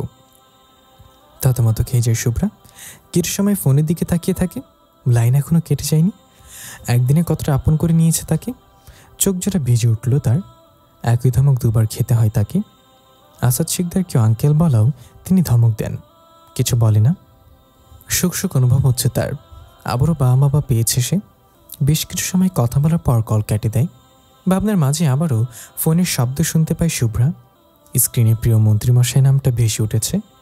মাথা ব্যথা থাকায় চোখ বন্ধ করেছিল সে। ওভাবেই রিসিভ করে। হ্যালো বলতে আরও একটা ধমক খায় শুভ্রা। ধরফড়িয়ে উঠে বসে। তাড়াহুড়ায় মাথার ব্যথাটা আরও তীব্র আকার ধারণ করল, কিন্তু পাত্তা দিল না সে। অসভ্য মেয়ে, এভাবে ধমকাচ্ছে কেন? কি হয়েছে? কি হয়েছে মানেটা কি? বিয়ে করেছে, জামাই আছে, তার খোঁজ নিব না? তোমার সতীন? একদম উল্টাপাল্টা কথা বলবেন না মন্ত্রীমশাই। কারো বুকে এত সাহস হয়নি যে আমার জামাইকে নিজে জামাই বানিয়ে আমার সতীন হবে। তাই নাকি? তাহলে তো তোমার সতীনের ব্যবস্থা করতে হচ্ছে। আরহাম কল দিয়েছিল শুভ্রার সাথে একটু সুন্দরভাবে কথা বলার জন্য, কিন্তু এখন তো ঝগড়া বাঁধিয়ে ফেলল। এদিকে শুভ্রা রেগে আগুন হয়ে গেছে। পারলে এক্ষুনি আরহামকে জ্বালিয়ে ভস্ম করে ফেলবে। ও আচ্ছা, সতীন আনবেন আমার, তাই না? আনুন, কে বারণ করেছে আপনাকে? আমি তো আবার মন্ত্রী আরহাম শিকদারের বউ। তার মতো না হলে কি আর চলে? আমিও আপনার জন্য সতীনের ব্যবস্থা করব, তখন দেখব কেমন লাগে আপনার। আরহামের মুখের ওপর কল কেটে দিল শুভ্রা। মাথা ব্যথা ধীরে ধীরে বেরিয়ে চলেছে। কারোর সাথে কথা বলতে ইচ্ছে করছে না। 2 হাত দিয়ে মাথা চেপে ধরে বিছানায় গা এলিয়ে দিয়ে বসে আছে। আপাতত একটু বিশ্রাম প্রয়োজন। এদিকে আহাম্মকের মতো ফোন হাতে নিয়ে বসে আছে আরহাম। তার মুখের উপর কল কেটে দিল। এত বড় সাহস এই মেয়ের! অশুভ মেয়ে ভালোবাসে বলতে বলতে কানের পোকা নাড়িয়ে দিল। আমার আর এখন পাত্তাই দিচ্ছে না। কি ভাবে নিজেকে? একবার শুধু নিজের কাছে নিয়ে আসি, তারপর হাড়ে হাড়ে বোঝাবো মন্ত্রী আরহাম শিকদার কি জিনিস। বড্ড বার বেড়েছে তোমরা। এই 1 মিনিট, ও কি বলল? আমার সতীনের ব্যবস্থা করবে মানে? শুভ্রার কথা মানে ভালোভাবে বুঝতেই জল শক্ত এলো আরহামের। মেয়েটা এবার বেশি বেশি করছে তার সাথে। অনবরত পাইচারি করছে ফাহিম। চিন্তায় কপালে ভাঁজের সৃষ্টি হয়েছে। কোনোভাবেই সে আরহামের সামনে যেতে চাইছে না। আরহাম রেগে বের হয়। আজকে সে ওই অসভ্য মেয়েকে কিছু একটা করেই ছাড়বে। মন্ত্রী আরহাম শিকদার চেঁচে কল দিয়েছে, তবু সে ভাব দেখায় তার সাথে। আরহামকে বের হতে দেখে ফাহিম পালানোর রাস্তা খুঁজছে। সামনের দিকে দৌড়াতে যাবে, তার আগেই আরহামের ডাক পড়ে। ফাহিম হালকা হাসার চেষ্টা করে আরহামের কাছে যায়। এতক্ষণ যতটুকু সাহস ছিল আরহামের রাগী মুখ দেখে সেটাও বেলুনের মতো হাওয়া হয়ে ফুস হয়ে গেল। এদিক ওদিক দৃষ্টি ঘোরাচ্ছে ফাহিম। কি সমস্যা? নিশ্চয় আবার ঝগড়া হয়েছে? হ্যাঁ সূচক মাথা নাড়ে ফাহিম। আর কি ভাই, ও আবার ওর কাজ শুরু করে দিয়েছে। এবার কোনো ছোটোখাটো প্ল্যান করেছে বলে মনে হবে না। সম্ভবত এবার ওর টার্গেট আছে অল্প বয়সী ছেলেমেয়েরা। এখনও পাকাপোক্ত খবর পাইনি। আচ্ছা তুই যা, আজকের মতো দিয়ে দিলাম তোকে ছুটি। এসব আমি সামলে নিব। উজ্জ্বল হয়ে উঠল ফাহিমের মুখ। ভাবতে পারিনি আরহাম এভাবে রাজি হয়ে যাবে। আরহামকে বিদায় জানিয়ে এক প্রকার দৌড়ে বের হয় ফাহিম। দেরি করে গেলে আবার কি না কি শুরু হয়ে যাবে। রেস্টুরেন্টে বসে আছে রাইমা। বারবার ঘড়ির দিকে দেখছে। ঘড়িতে 12টা 38 বাজে। আর মাত্র 2 মিনিট 12টা 40 বাজার। দ্রুত পায়ে রেস্টুরেন্টের ভিতরে ঢুকে ফাহিম। কাঙ্ক্ষিত মানুষটিকে দেখতে পেয়ে এগিয়ে যায় তার দিকে। সামনে চেয়ারে ধপ করে বসে পড়ে। হাঁপাচ্ছে ফাহিম। সময়ের মধ্যে আসতে পারায় খুশি হলো। আজকে অন্তত এই নিয়ে কথা শুনতে হবে না তাকে। সামনে তাকাতে রাইমার রেগে আগুন হয়ে থাকা মুখটা দেখে সব খুশি উদা হয়ে গেল। ভয়ে চুপসে গেল মুখ। রাইমার মাথায় যেন আগুন জ্বলছে। কাঠফাটা গরমের মধ্যে ওকে আসতে হয়েছে। রাই, দয়া করে আজকে কিছু বলো না। দেখো, আমি সময় মতো এসেছি। এই যে দেখো, কান ধরে উঠবস করছি কালকের ব্যবহারের জন্য। সত্যি সত্যি কান ধরে উঠবস শুরু করলো ফাহিম। ঝটফট ফাহিমকে থামে রাইমা। আশেপাশে সকলে দেখছে তাদের। এত বড় একটা ছেলে এইভাবে কান ধরে উঠবস করছে দেখে তারা অবাক হয়ে তাদের দিকে তাকিয়ে আছে। পাত্তা দিল না ফাহিম আর রাইমা। এটাই শেষ সুযোগ তোমাকে দিলাম ফাহিম, এরপর আর কোনো সুযোগ পাবে না তুমি। বারবার ভুল করবে আর আমি ক্ষমা করব? মোটেও না। এরপর আর কোনো ক্ষমা পাবে না তুমি। রাগের সহিত কথাগুলো বলার চেষ্টা করলো রাইমা। ফাহিম বুঝতে পেরেছে রাইমা রেগে নেই, ওর উপরে রেগে থাকার ভান করেছে। আমার ঘাড়ে একটাই মাথা, এটার কাটার কোনো শখ আমার নেই, তাই আর কোনো ভুল করারও সুযোগ নেই। আরেকটা কথা, আর কোনোদিন যদি আমার সামনে অন্য ছেলের কথা বলো তাহলে কালকে যেভাবে থাপ্পড় মেরেছিলাম ওভাবে আবার মারব। রাইমা মাথা নাড়িয়ে সম্মতি জানালো। ফাহিমকে জ্বালানোর জন্য গতকালও একটা ছবি দেখিয়ে প্রশংসা করেছিল, যার ফলস্বরূপ থাপ্পড়ও খেতে হয়েছে। ভাবনা থেকে বের হয়ে মুচকে আসে রাইমা। ফাহিমও হাসে। অতঃপর দুজনে মেতে উঠে হাজারো গল্প, অভিযোগ, অভিমান নিয়ে তাদের দুজনের তৈরি করা ভালোবাসার রাজ্যে। বিকালবেলা বেশ ইতস্ততা নিয়ে বসে আছে রাইমা খান বাড়ির ড্রয়িং রুমে। কালকে এই বাড়িটা তার ভাইয়ের শ্বশুরবাড়ি হয়েছে, আবার আজকে শুভ্রাকে নেয়ার জন্য এসে বসে আছে। না, শিকদার বাড়িতে গিয়ে যাওয়ার জন্য নয়, তার একমাত্র মামাতো ভাই মন্ত্রী আরহাম শিকদারের হুকুম পড়েছে তার উপর। মন্ত্রী আরহাম শিকদারের একমাত্র বউকে তার কাছে নিয়ে যেতে হবে, যার কারণে তার ফাহিমের সাথে এত ভালো সময়টার 12টা বাজিয়ে দিল তার ভাই। ফাহিম নিতে আসতে চেয়েছিল শুভ্রাকে, জরুরি কাজ পড়ে যাওয়ায় রাইমাকে আসতে হলো। কিন্তু এখন খান বাড়িতে তো আর বলতে পারছে না আপনাদের মেয়ের জামাই আপনাদের মেয়েকে নিয়ে যেতে পাঠিয়েছে, তাই মিথ্যা বলেছে শুভ্রাকে সাথে নিয়ে ঘুরতে যাবে। বাড়ির কেউ আর এই বিষয়ে কিছু বলেনি। রাইমাকে তারা আগে থেকেই চেনে। তাছাড়া এখন যে তাদের মেয়ের সম্পর্কে ননদ হয়, এখানে আপত্তি করার কিছুই নেই। কিছুক্ষণের মধ্যে শুভ্রা তৈরি হয়ে একটা আসে রাইমার কাছে। অদিতির কথা জিজ্ঞাসা করায় রাইমা বলেছে ওর বাড়ির সামনে থেকে ওকে নিয়ে যাবে। মাথা ব্যথা থাকার প্রথমে যেতে বারণ করতে চেয়েছিল শুভ্রা, কিন্তু রাইমা বাসায় চলে আসার কারণে আর না করতে পারেনি। গাড়িতে চোখ বন্ধ করে বসে আছে শুভ্রা, যার ফলে দেখতে পেল না অদিতির বাড়ি পেরিয়ে এসেছে। রাইমা একটা শান্তির নিঃশ্বাস ছাড়ল। অন্তত অদিতিকে কেন নিল না এই প্রশ্নের উত্তর দিতে হলো না তাকে। শুভ্রাকে না জানিয়ে নিয়ে যাচ্ছে সে। বেশ কিছু সময় পর গাড়ি থেমে যায়। চোখ খুলে শুভ্রা দেখতে পায় একটা প্রায় ফাঁকা জায়গায় গাড়ি থামিয়েছে। অচেনা জায়গা মনে হলো শুভ্রার। রাইমার দিকে তাকাতেই দেখল রাইমা আগের থেকেই তার দিকে তাকিয়ে আছে। নেমে পড় শুভ্রা, এটা কোন জায়গা আর অদিতি কোথায়? নাম আগে তারপর বলছি। নেমে পড়ল শুভ্রা। সাথে সাথে রাইমা ড্রাইভারকে গাড়ি বাড়ির দিকে নিয়ে যেতে বলল। কয়েক সেকেন্ডের মধ্যে শুভ্রার সামনে থেকে রাইমা গাড়ি নিয়ে চলে গেল। কিছু বুঝতে উঠতে পারল না শুভ্রা তাকে কেন এখানে একলা রেখে চলে গেল। এসব আকাশ পাতাল ভাবনার মাঝেই অতি চেনা পরিচিত গম্ভীর পুরুষালী কণ্ঠ শুনতে পেল শুভ্রা। অবাক হয়ে পেছনে ঘুরতেই দেখতে পেল তার মন্ত্রী মশাইকে। গাড়িতে হেলান দিয়ে দুহাত বুকের সাথে ভাঁজ করে দাঁড়িয়ে আছে, মুখে শোভা পাচ্ছে গম্ভীরতা। সবকিছু বুঝতে পারল শুভ্রা। আরাম এক দৃষ্টিতে তাকিয়ে আছে শুভ্রার দিকে। শুভ্রার ফোলা ফোলা মুখশ্রী অদ্ভুত মায়াময় লাগছে তার কাছে। বাচ্চা বাচ্চা দেখা যাচ্ছে। সাধারণের মধ্যেই একটা নীল রঙের থ্রিপিস পরে আছে, চুলগুলো বেনুনি করে সামনে রাখা। তাতেও যেন উজ্জ্বল ফর্সা মেয়েটাকে আরো মারাত্মক সুন্দর লাগছে তার কাছে। এই যে মন্ত্রীমশাই, কোথায় হারিয়ে গেলেন? শুভ্রাতে তার সামনে সে কখন দাঁড়িয়েছে বুঝতে পারিনি আরহাম। শুভ্রার কথায় দৃষ্টি হারিয়ে এদিক ওদিক তাকাতে থাকে। নিজের কাজে নিজেই বিরক্ত হলো আরহাম। সে তো এসেছে শুভ্রাকে শাস্তি দিতে, কিন্তু এভাবে মুগ্ধতা ছড়াচ্ছে কেন শুভ্রার প্রতি? নিজেকে গম্ভীর করে নিল আরহাম। গাড়িতে ওঠো। শান্ত কণ্ঠ কিন্তু শুভ্রার কাছে ভয়ঙ্কর শোনালো। কোনো প্রশ্ন করার সাহস পেল না। আরহাম একে এসছে, সাথে কোনো ড্রাইভার নেই, তাই ভদ্রমেয়ের মতো ড্রাইভিং সিটে পাশে বসলো শুভ্রা।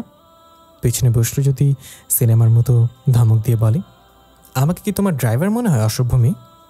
শুভ্রাকে উঠতে দেখে নিজেও ড্রাইভিং সিটে বসলো আরহাম। কোনো রকম কথা না বলে গাড়ি চালাতে শুরু করলো। শুভ্রা চুপচাপ বসে আছে। মন্ত্রী যে তার উপর ক্ষেপে আছে বেশ ভালো করেই জানে। তার কথা বলল না। বেশ কিছু সময় ধরে অনুভব করছে তার মাথা ব্যথা ধীরে ধীরে কমে যাচ্ছে, শান্তি পাচ্ছে এখন। আরহাম আর চোখে শুভ্রার দিকে তাকাচ্ছে। মেয়েটা জানলা দিয়ে বাইরের প্রকৃতি অনুভব করছে। এতে যেন আরও রাগ বাড়ছে আরহামের। সেইখানে বসে আছে, তাহলে তাকে না দেখে বাইরের দিকে কেন দেখবে? একটা ফার্ম হাউসের সামনে এসে গাড়ি জোরে ব্রেক কষে আরহাম। শুভ্রা চমকে যায়, নিজেকে সামনে নেয়। আরেকটু হলে সামনের দিকে বাড়ি খেত। শুভ্রাকে কিছু বলার সুযোগ না দিয়ে আরহাম নেমে পড়ে গাড়ি থেকে। গটগট পায়ে ভেতরে চলে যায়। শুভ্রা হতভম্ব হয়ে ঠায় বসে আছে। একজন মধ্যবয়স্ক লোক এসে শুভ্রার বাড়ির ভেতরে নিয়ে যেতে শুরু করে। লোকটার নাম আবুল, এই ফার্ম হাউসের কেয়ারটেকার। বেশ মিশুক। বৌমা, আহ ভেতরে আহ। আবুল চাচা। শুভ্রা ভেতরে পা রাখতে না রাখতেই আরহামের চিৎকার শুনতে পেল। শুভ্রা কিছুটা ভয় পেয়ে গেল হঠাৎ এমন চিৎকারে। পাশে আবুল মিয়া মুচকে হাসছে। বৌমা, বাবজান ওই যে ওই ঘরটায় আছে, আপনি যান, ডাকতেছে আপনারে। 2 তলা বিশিষ্ট বাড়িটি বাইরে থেকে যতটা সুন্দর দেখা যায় তার ভেতরটা থেকেও কয়েকগুণ সুন্দর। প্রতিটা আসবাবপত্র সুন্দরভাবে সাজানো ঝকঝকে, দেখে বোঝা যাচ্ছে সবসময় পরিষ্কার রাখা হয়। উপরের মাঝের একটি রুমের দিকে ইশারা করে আবুল মিয়া, আমাকে তো ডাকিনি, আপনাকে ডেকেছে চাচা। আরে বৌমা, আপনি জানতো, আপনারই ডাকতেছে। দূরে দূরে বুক নিয়ে ঘরটার দিকে যেতে শুরু করলো শুভ্রা। হঠাৎ অজানা কারণে ভয় হচ্ছে মন্ত্রী মশাইকে। অদ্ভুত শিহরণ বইছে সারা শরীরে। দরজার কাছে এসে দাঁড়ায় শুভ্রা। দরজা ধাক্কানোর আগেই খুলে যায়। দৃশ্যমান হলো আরহামের সুদর্শন মুখশ্রী। দুজনের মধ্যে এক হাতেরও দূরত্ব নেই। শুভ্রা নয়নে মুগ্ধ নয়নে দেখছে মন্ত্রী মশাইকে। হয়তো ফ্রেশ হয়ে এসছেন তিনি। মুখে গুটি গুটি ফোঁটায় পানি জমছে। লম্বা চুলগুলোর মধ্যে কিছু চুল ঝুঁটি থেকে বেরিয়ে এসেছে, ভেসে থাকায় মুখের সাথে লেপটে গেছে। ডান দিকের ভ্রুর ওপর থাকা কালো কুচকুচে তিলটা ফর্সা মুখে অসম্ভব সৌন্দর্য ফুটিয়ে তুলেছে।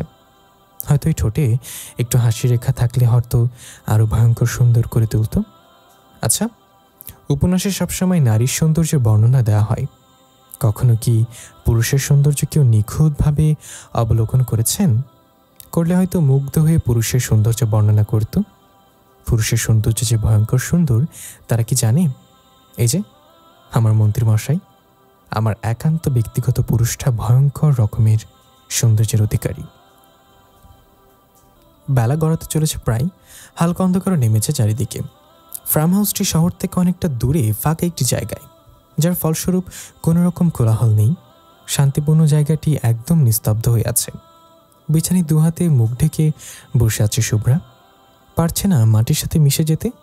এক্ষুনি যদি মাটি ফাঁক হয়ে যেত তাহলে হয়তো 1 সেকেন্ডও দেরি করতো না, সাথে সাথেই মাটিতে ঢুকে পড়ত। কোনো রকমে নিজেকে স্বাভাবিক রাখার চেষ্টা চালাচ্ছে। কোনোভাবেই লজ্জা প্রকাশ করতে চাইছে না। কিন্তু যতই হোক, সে একজন নারী। সামনে আরহাম ঠোঁটে বাঁকা হাসি নিয়ে ডিভানে বসে আছে। আপাদমস্তক দেখছে তার একমাত্র বিয়ে করা বউকে। এর মধ্যেই তীব্র আওয়াজে আরহামের ফোনটা বেজে ওঠে। ফাইম কল দিয়েছে। ভাই, কোথায় আপনারা? কেন? বনি কখন ফিরবে? আসলে সবাই তো জানে বনি রাইমা ম্যামের সাথে গিয়েছে আর এখন অন্ধকার নেমেছে, তাই সকলের টেনশন হচ্ছে। ফিরবেন আজকে? কি চাচানোর কিছু হয়নি এতে? আমার একমাত্র বিয়ে করা বউ আমার সাথে থাকবে, তাতে সমস্যা কি? ফিরবেন আজকে। বাড়িতে বলে দে তাদের একমাত্র মেয়ে একমাত্র জামাইয়ের সাথে আছে। শুভ্রা এই সময় অবাক হয়ে দেখছিল মন্ত্রী মশাইকে। কি অবলীলায় তাকে বারবার বউ বলছে, কিন্তু এখানে থাকতে হবে শুনে তড়িৎ গতিতে নিজের জায়গা ছাড়ে। আরামের কাছে গিয়ে ফোনের কাছে মুখ নিয়ে ফাইমকে বলে সে আসছে বাড়িতে। বলেই ঝটপট সোজা হয়ে দাঁড়ায়। আরাম কিছু বলল না শুভ্রার এমন কাজে। গাড়ির চাবি হাতে তুলে নিয়ে বের হলো ঘর থেকে। শুভ্রা ভাবল আবারও হয়তো রেগে গেছে। ক্ষণে ক্ষণে গর্ভবতী মেয়েদের মতো মুড সুইং হচ্ছে তার। মন্ত্রীমশাই ভাবতে ফিক করে হেসে ফেলল। কিসব উদ্ভট চিন্তা ভাবনা, শেষে কিনা গর্ভবতী মেয়েদের মুডের সাথে। কিন্তু বুঝতে পারল না হঠাৎ তাকে কেন এখানে নিয়ে এলো। খানবাড়িতে সামনে শুভ্রাকে নামিয়ে দিয়ে 1 সেকেন্ডের সময় দাঁড়ালো না আরহাম। বেশ ভাব নিয়ে সাথে সাথে প্রস্থান করল। গাড়িতে আসার পুরোটা সময় একটাও কথা বলেনি শুভ্রার সাথে। শুভ্রা ভেবে নিয়েছে মন্ত্রী মশাই রেগে আছে তার উপরে, হয়তো সে ফাইমকে বাড়ি আসার কথা বলেছিল তাই। এদিকে আরহাম শুভ্রার সাথে আড়ালে হতেই ঠোঁটে ভেসে উঠল মুগ্ধ করা হাসি। রাস্তার এক পাশে গাড়ি থামিয়ে পকেট থেকে বের করলো ফোন। ফোনের প্রিয় ফটো কালেকশনে ঢুকতেই ভেসে উঠল একজোড়া 16-17 বছরের মেয়ের হাস্যোজ্জ্বল মুখ। মুক্তর মতন দাঁতগুলো বের করে হাসছে, চোখগুলো হাসার কারণে কিছুটা বন্ধ হয়ে গিয়েছে মেয়েটার। ছবিটা দেখে অপলক চেয়ে আছে আরহাম। পুরনো কিছু তিক্ত স্মৃতি যে তাকেও তাড়া করে বেড়ায়, যে কারণে নিজেকে গাম্ভীর্যতায় আবৃত্ত করে ফেলেছে।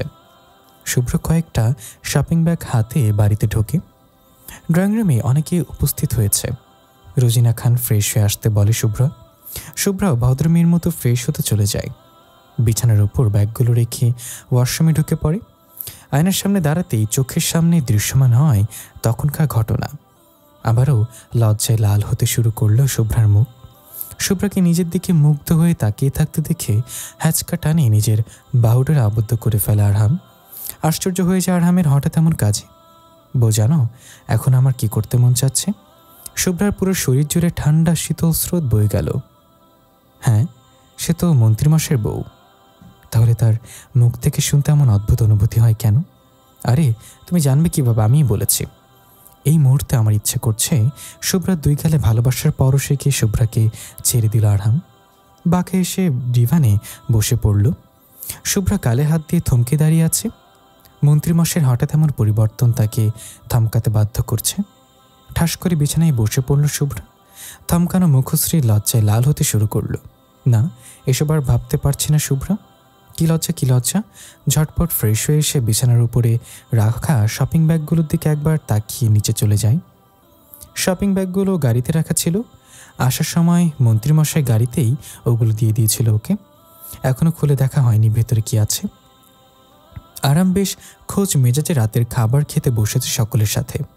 ঠোঁটে হাসি দেখা না গেলেও মুখ জুড়ে হাসির উজ্জ্বলতা বিদ্যমান।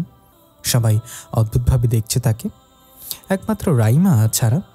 সে তো প্রচণ্ড ক্ষেপে আছে আরহামের উপর। তোমাদের বিয়ের কার্ড ছাপানো হয়ে গিয়েছে আরহাম? হাতে তো মাত্র 4 দিন। বুঝতে পারছি না এত তাড়াহুড়া করার কি আছে। বাবা, অনেক কারণ আছে, যেটা বলছি সেটাই করো। মিডিয়াতে জানাতে হবে না। যতই হোক মন্ত্রী আরহাম শিকদারের বিয়ে, এসব বিষয়ে চাপ নিতে হবে না বাবা। মিডিয়ার মানুষগুলো হচ্ছে মিষ্টিতে বসা মাছিগুলোর মতো, ওরা ঠিক গন্ধ পেলেই নিজেরাই এসে বসবে। কেউ আর কিছু বলল না, সকলে চুপচাপ খেয়ে নিল। আরহাম রাইমার হাতে নিজের কার্ড ধরিয়ে দিল। রাইমা খুশি আর দেখে কে, নাচতে নাচতে ঘরে গেল। যাক, তার কোনো কিছুতে পেল। আগামীকাল এই কার্ডের সব টাকার 12টা বাজিয়ে ছাড়বে শপথ করতে শুতে গেল। আরহাম নিজের ঘরে থাকা বড় ছবিটার সামনে এসে দাঁড়ালো। ছবিটার এক জায়গায় কারোর ঠোঁটের ছাপ বিদ্যমান। লিপস্টিক লাগানোর কারণে হয়তো ছাপটা পড়েছে। সেদিনের পর আর ছবিটাতে কাউকে হাত দিতে দেয়নি আরহাম। নীলিমা শিকদার যখন এসেছিলেন আরহামের ঘর পরিষ্কার করতে তখন দেয়নি। আরহামের ফোনে কোনো কিছু নোটিফিকেশন আসে, চেক করলো। কিছু ছবি পাঠানো হয়েছে তাকে। আরহাম জানতো এমন কিছুই হবে, কিন্তু অপর প্রান্তের মানুষটা যে এবার নিজের ফাতা পাতি নিজেই পড়ে গেল। হয়তো তাড়াহুড়োয় ভুলে গিয়েছিল সে কোন ফোন নাম্বার থেকে টেক্সট করেছে। আরহাম নাম্বারটা ফাইমের কাছে টেক্সট করে ঘুমাতে গেল। আজকে তার মেজাজ বেশ ফুরফুরে, খেলা তো এবার জমবে। ইস, এত কিছু করেও সেই বুদ্ধিহীনের প্রমাণ দিলি তো। আরে বেচারা, চাইলে যা কতক্ষণ পারিস তোর এইসব বুদ্ধিহীন কাজ। কোথায় বিয়ে করেছি, বউ হয়েছে, তাকে নিয়ে একটু ভাববো, একান্ত সময় কাটাবো, কিন্তু তোর জন্য সেটাও হচ্ছে না। আজকে সময়টাও মাটি করে দিলি। বউ আমার কি নাকি ভাবলো? তার মন্ত্রী মশাই কেন তাকে হঠাৎ ফার্মাইজে নিয়ে গেল আর আসলো? আগে তোকেই সরাতে হবে, নাহলে বউয়ের সাথে একটু শান্তিতে রোম্যান্সও করতে পারবো না। তুই তো দেখি কাবাবের মধ্যে হাড্ডি হচ্ছিস। রাতের খাবারের পর ঘরে এসে শুভ্রাকে শপিং ব্যাগগুলোর কথা বেমালুম ভুলে গিয়েছি। বেলকনিতে দাঁড়িয়ে রাতের চন্দ্রবিলাস করছে সে। কেউ যে তাকে দেখে বেশ ভালোই বুঝতে পারছে। মানুষ থেকে জ্বালাতে ফোন থেকে মন্ত্রীমশাইয়ের ছবি বের করে মুগ্ধতার সহিত দেখতে শুরু করলো। শুভ্রাকে এত সময় টেলিস্কোপ দিয়ে খুঁটিয়ে খুঁটিয়ে দেখতে থাকা মানুষটির রাগে শরীর জ্বলে যাচ্ছে। রেগে বোম হয়ে ফিরে গেল নিজ নীরে। শুভ্রা যখন দেখল দূরে দাঁড়িয়ে থাকা গাড়িটি চলে গেল, তার মুখে বিস্তৃত হলো অদ্ভুত হাসি। ফোন করলো কাউকে, যাচ্ছে। তেমন কিছু করবি না? হালকা করে একটু আপ্যায়ন করবি। ওপাশ থেকে কে বললো শোনা গেল না, কিন্তু শুভ্রার ঠোঁটে লেগে থাকা হাসি আরও প্রসারিত হতে দেখা গেল। সন্তপর্ণে ঘর থেকে বের হয়ে স্টোর রুমের দিকে চলে গেল। মিডিয়ায় রীতিমতো ঝড় শুরু হয়েছে। সবগুলো নিউজ চ্যানেলে একটাই খবর হেডলাইন হিসেবে দেখা যাচ্ছে, আগামী শুক্রবার মন্ত্রী আরহাম শিকদার বিবাহিত জীবনে পদার্পণ করতে চলেছেন। শিল্পপতি মিস্টার আজমল শিকদারের নাতি বর্তমান দায়িত্বপ্রাপ্ত মন্ত্রী আরহাম শিকদার আগামী শুক্রবার তার অবিবাহিত জীবনের ইতি টানতে চলেছেন। জানা গেছে শিল্পপতি মিস্টার ইশতিয়াক খানের একমাত্র নাতনি শুভ্রা ইবনাথ খানের সাথে তার বিয়ে। দেশের বিশিষ্ট দুই শিল্পপতির নাতি নাতনির বিয়ে হওয়া আগামী শুক্রবার বেশ জাঁকজমকের সাথে কাজ সম্পন্ন করা হবে। শহরের সবথেকে বড় কমিউনিটি সেন্টার এই বিয়ের জন্য সিলেক্ট করা হয়েছে। দেশের মান্যগণ্য ব্যক্তিবহুল উপস্থিত থাকছেন এই বিয়েতে। বেশ কড়া নিরাপত্তা ব্যবস্থা করা হয়েছে। শিকদার বাড়ির সাজানো কাজ শুরু করা হয়েছে। মন্ত্রী আরহাম শিকদারের বিয়েটা চারটেখানি কথা নয়, বেশ জাঁকজমকের সাথে সাজানো হয়েছে। হাতে তো খুব বেশি সময় নেই, তাই বেশ তাড়াহুড়ো করে সব কাজ করা হচ্ছে। আরহাম নিউজ দেখছিল, ঠোঁটের কোনায় এক চিলতে হাসি। বার কয়েক শুভ্রা ইবনাথ নামটা উচ্চারণ করে। আসাদ খান এসে বসেন ছেলের পাশে, হাতে বিয়ের কার্ড বিদ্যমান। বেশ বিরক্ত নিয়ে ছেলের কাজে, এত তাড়াতাড়ি সব কিছু করতে হচ্ছে। জোরে একটা শ্বাস ফেলে, কয়েকটা কার্ড ছেলের দিকে এগিয়ে দেন। এগুলোর মধ্যে কোনটা বাছাই করবো বল? আমাকে দেখানোর কি আছে? তোমার যেটা ভালো মনে হয় সেটাই করো। তোমার ছেলের বিয়ের কার্ড যেটা পছন্দ করবে সেটাই হবে, কিন্তু একদম সুন্দরটাই চাই। মন্ত্রী আরহাম শিকদারের বিয়ের কার্ড অবশ্যই সুন্দর হতে হবে। আর তোমার যা পছন্দের অবস্থা, আমার মাকে ছাড়া তো ভালো জিনিস জীবনেও পছন্দ করতে পারোনি। যাই হোক, তোমার যেটা পছন্দ হয় সেটাই সিলেক্ট করো। আসাদ শিকদার ছেলের কথায় তেতে ওঠেন। এটা তাকে প্রশংসা করা হলো নাকি ঠান্ডা মাথায় অপমান করা হলো? ছেলেটা তার সব কিছুতেই খুব নিখুঁতভাবে করে, তাই বলে বাবার পছন্দের অপমান না, এটা কোনোভাবেই মানা যায় না। এর একটা হেনস্থ তো করতেই হবে। সব সময় তার সাথে এভাবে কথা বলতে পারে না। বন্ধু ভাবে নাকি তাকে? আরহাম, কি বলতে চাইছো তুমি? আমার পছন্দ খারাপ? ভুলে যেও না আমি তোমার বাবা। আমাকে কি তোমার বন্ধু মনে হচ্ছে? বাহ বাহ, শিল্পপতি আসাদ শিকদার পাল্টি খাচ্ছে। আপনি নিজে তো সবসময় বলেন আরহাম আমি তোমার বন্ধুর মতো, সব কিছু আমার সাথে শেয়ার করবে। এখন আবার কি হলো? কপাল চাপড়ান আসাদ শিকদার। কখনই তিনি আরহামের সাথে পেরে ওঠেননি। ছেলেটার সব কথা যুক্তি যেন ঠোঁটের আগায় লেগে থাকে। বেশ বড়সড় একটা ধমক দেওয়ার প্রস্তুতি নেন আসাদ শিকদার। আজকে তিনি ছেলেকে হার মানিয়েই ছাড়বে। মুখ খোলার আগেই আজমল শিকদারের কথায় চুপসে যান তিনি। আজমল শিকদার তাকে ধমক দিয়েছে।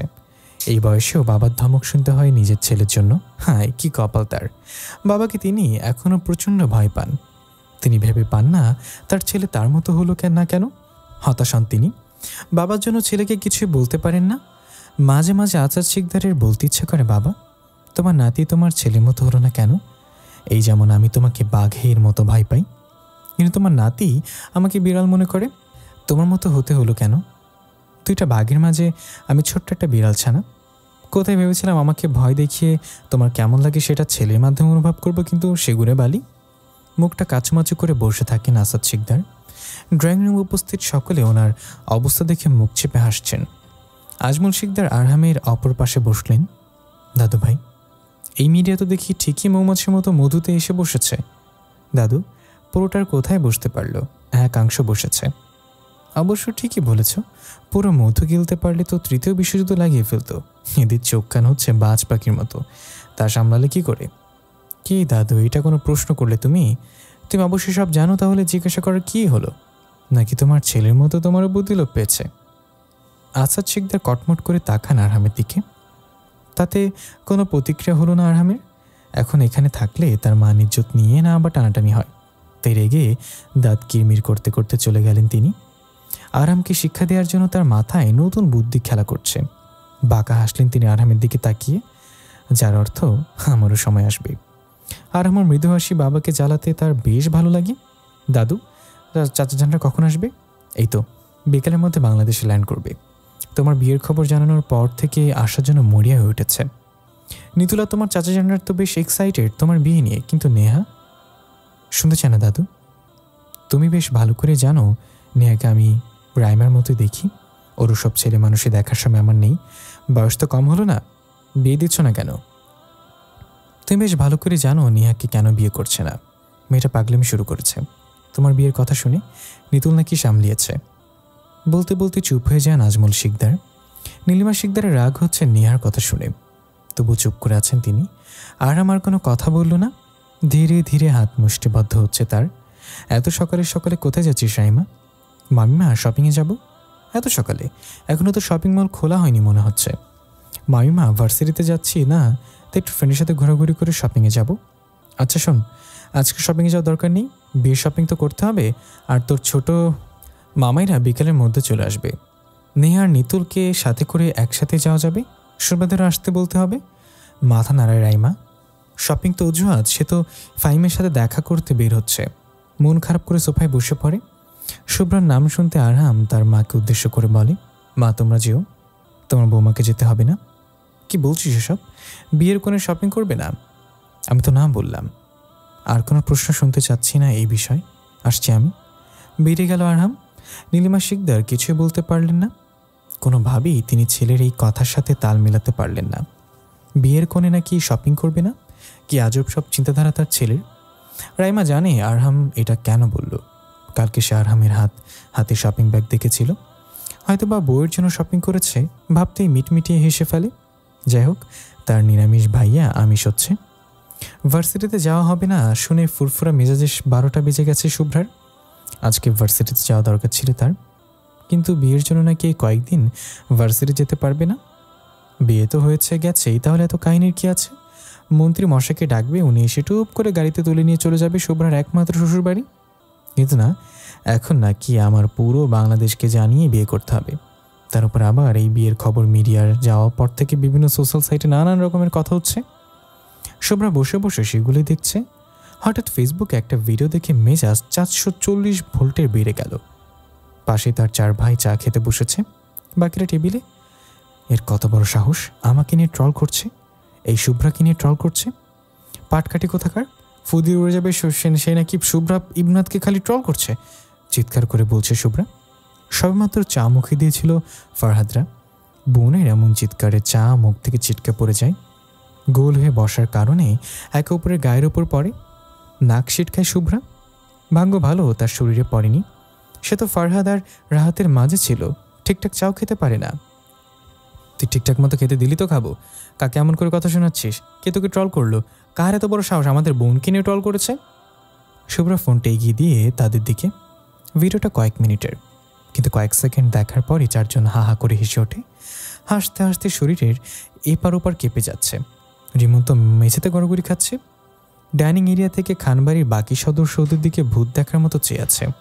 তারা কিছুটা ভয় পেয়ে গিয়েছিল শুভ্রার চিৎকারে, কিন্তু হঠাৎ আবার ছেলের এভাবে হাসতে দেখে অবাক হয়েছে। শুভ্রা রেগে অগ্নিশর্মা হয়ে গেছে। ফোনটা সোফার উপরে ফেলে 4 জন ধাওয়া করতে শুরু করে। 4 জনই সামনের দিকে দৌড়াচ্ছে আর শুভ্রা পেছনে বাঘিনীর মতো দৌড়াচ্ছে। হাতে পেলে আজকে এদের ভোজন বানাবে। দৌড়াতে দৌড়াতে বাড়ির বাইরে চলে গেল 5 জন। এতক্ষণে ফারজানা খান সোফার কাছে এসে পড়েছিলেন। সোফায় পড়ে থাকা ফোন ভিডিও ক্লিপটি তার নজরে পড়তে তিনিও হেসে উঠলেন। ফোনটা হাতে নিয়ে ডাইনিংয়ে সবাইকে দেখালেন। সবাই হেসে ফেলল।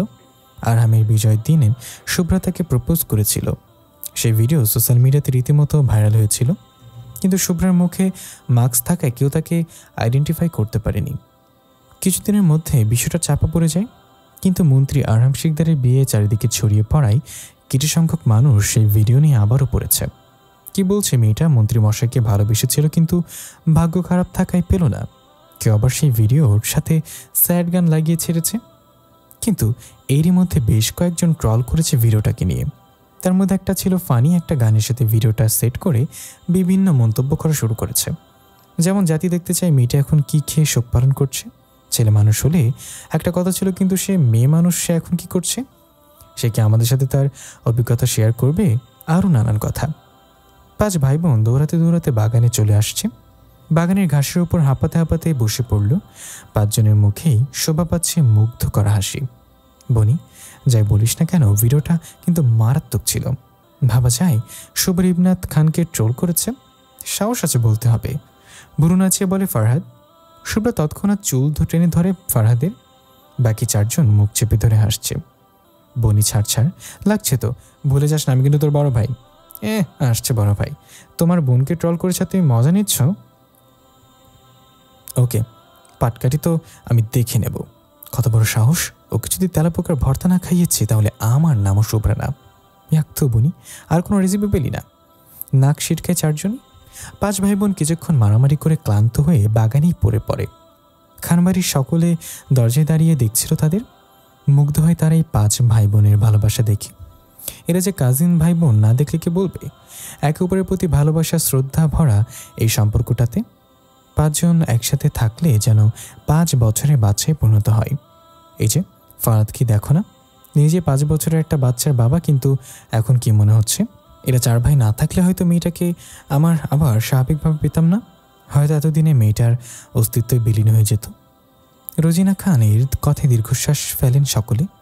এই তাদের হাসি খুশি মেয়েটাও নাকি একসময় নীরব হয়ে গিয়েছিল। ভাবতেই অশ্রুকণা ভিড় করে সকলের চোখে। শুভ্রাদের আর জ্বালায় না কেউ। থাকুক না ভাই বোনের একসাথে কিছু সময়। একে একে বাড়ির ভেতরে চলে যায় তারা। বাগানে রয়ে যায় ভালোবাসার সম্পর্কে পরিপূর্ণ কিছু মানুষকে। এই মধুর সম্পর্ক কখনো ফাটল ধরবে না তো? এই প্রশ্ন তাদের মনে আসলে কেঁপে ওঠে তারা। সবসময় চায় যেন কখনো ভাই বোনের এই সম্পর্কে কেন কোনো চির না ধরে। সারা জীবন অটুট থাকুক এই সম্পর্ক। বনি, চল ফুচকা খেতে যাব। অনেকদিন হলো একসাথে কোথাও বের হই না। রফিক চাচার দোকানে যাব। আহা, কি সুস্বাদু ফুচকা তৈরি করেন উনি, ভাবতেই জিভে পানি চলে আসে। ভাইয়া, তোর লজ্জা উচিত। এই এক বাচ্চার বাপ হয়ে গেছিস, তবে এমন করছিস? বলে উঠে দাঁড়ায় ফারহাদ। শুভ্রা, রিমন আর রাহাতকে নিয়ে হাঁটা শুরু করে। ফাইমার কি করবে? যতই হোক রফিক চাচার ফুচকা মিস করা যাবে না, তাই সেও চলতে শুরু করে তাদের সাথে। আরামের সামনে মাথা নিচু করে দাঁড়িয়ে আছে কয়েকজন গার্ড। ভয় শরীর কাঁপছে তাদের। এই বুঝি তাদের উপর দিয়ে ঝড় চলে যাবে? আগত ঝড়ের প্রস্তুতি নিচ্ছে তারা। আজ ফাইম স্যার থাকলে হয়তো বেঁচে যেত। খুব করে চাইছে এই সময় ফাইম চলে আসুক, কিন্তু ভাগ্য বুঝে আজকে তাদের সহায় হলো না। আরামের হুঙ্কার শুনে থরথর করে কাঁপাকাঁপি শুরু হয়ে গেল। গর্তব্যের দল, তোর এরকম ভুল কী করে করতে পারিস? ভুল করার জন্য কি তোদের ট্রেনিং দেওয়া হয়েছে? তোদের চোখে কীভাবে ফাঁকি দিল? অ্যান্সার মিডামিট। আসলে বস। আরাম অগ্নিদৃষ্টি নিক্ষেপ করে গার্ডদের লিডার শুভ্রর দিকে। শুকনো ঢোক গেলে শুভ, আজকে কেউ তাদের বাঁচাতে পারবে না। আরামের হাত থেকে বেশ বুঝতে পারছে। তাদের সামান্য ভুলের কারণে আজকে তাদের আরামের এই ভয়ানক রূপের শিকার হতে হচ্ছে।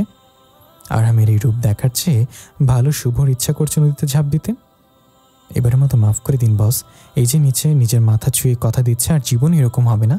আমরা বুঝতে পারিনি ম্যাম কখন আমাদের চোখ এড়িয়ে চলে গিয়েছিল। ঠিকঠাকভাবেই তো নজরে রেখেছিলাম।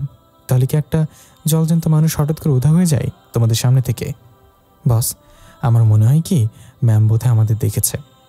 ভয় ভয়ে কথাটি বলল শুভ। বাকি গার্ডরা আরামের ভয় থাকলেও শুভর অবস্থা দেখে তাদের পেটে হাসি ফেটে আসতে চাইছে। সবসময় তাদের উপর দাপট দেখায়, কিন্তু বস সামনে আসলেই সব হাওয়া ফুস হয়ে যায়। আরাম কিছু একটা ভাবে, কপালে সূক্ষ্ম ভাঁজ পড়েছে। গার্ডদের আর কিছু না বলে গাড়িতে বসে পড়ে। সাথে কোনো গার্ড না নিয়েই নিজে ড্রাইভ করে চলে যায় পার্টি অফিস থেকে। গার্ডরা বিশ্বভরা চাহনিতে তাকিয়ে থাকে আরামে যাওয়ার দিকে। এত সহজে ছেড়ে দিল তাদের। রফিক চাচার ফুচকার দোকানের এক পাশে শুভ্রারা দাঁড়িয়েছে, আরেক পাশে মাহিদার তার বন্ধুরা। মাহিদার শুভ্রা একে অপরকে দেখে অবাক হয়েছে। শুভ্রা মাহিদকে খোঁচানো মারার জন্য বলে, আজকাল দেখি মির্জাফরদের ফুচকার দোকানও দেখা যায়। বা, এটা দেখা ভাগ্য কয়জনের হয়? দেখ দোস্ত, আমার কি ভাগ্য, ঘষ্টি বেগমকে দেখার সৌভাগ্য হয়েছে। মাহিদের কথায় তেতে ওঠে শুভ্রা। ঘষ্টি বেগম বলার স্বাদ আজকে বের করবে। একটা ফুচকায় মরিচ ভর্তি করে নিয়ে চট করে ঢুকিয়ে দেয় মাহিদের মুখের ভিতর। শুভ্রা যে এমন কিছু করবে কেউ ভাবতেও পারেনি। মাহিদের বন্ধুরা হা করে দেখছে শুভ্রাকে। মাহিদ ঝাল বলে চেঁচাতে শুরু করে। হা করে হেসে ওঠে শুভ্রা আর তার 4 ভাই। মাহিদ রাগে গজগজ করতে করতে ঝাল মুখে সেখান থেকে চলে যায়। শুভ্রা তাকায় বা হাতে থাকা পেন ড্রাইভের দিকে। এই পেন ড্রাইভ তাদের এতদিনের পরিশ্রম আছে। এটার জন্য কি না কি করতে হয়েছে তাদের। প্রাণপ্রিয় মানুষদেরকেও সকলের সামনে শত্রু হিসেবে উপস্থাপন করতে হয়েছে। মুচকে আসে সে। পেন ড্রাইভটা আলগোছে ফারহাদের হাতে তুলে দেয়। ফারহাদ সন্তপর্ণে পকেটে ঢুকিয়ে ফেলে। শুভ্রা 4 ভাইয়ের দিকে তাকিয়ে বিজয়ের হাসি হাসে। তারাও শুভ্রার সাথে তাল মেলায়। তারপর 5 জন মিলে নেমে পড়ে ফুচকা খাওয়ার কম্পিটিশনে। বাড়ির কাছে প্রায় কাছাকাছি আসার পরে আরাজকে দেখে থেমে যায় শুভ্রা। সাথে সাথে বাকি 4 জনও থেমে যায়। আরাজের হাতে পায়ে মুখে ছোট ছোট ব্যান্ডেজ করা, খুঁড়িয়ে খুঁড়িয়ে হাঁটছে। খুঁড়ি খুঁড়ি হাঁটছে, খুঁড়ি খুঁড়ি হাঁটছে, খুঁড়ি খুঁড়ি হাঁটছে, খুঁড়ি খুঁড়ি হাঁটছে, খুঁড়ি খুঁড়ি হাঁটছে, খুঁড়ি খুঁড়ি হাঁটছে, খুঁড়ি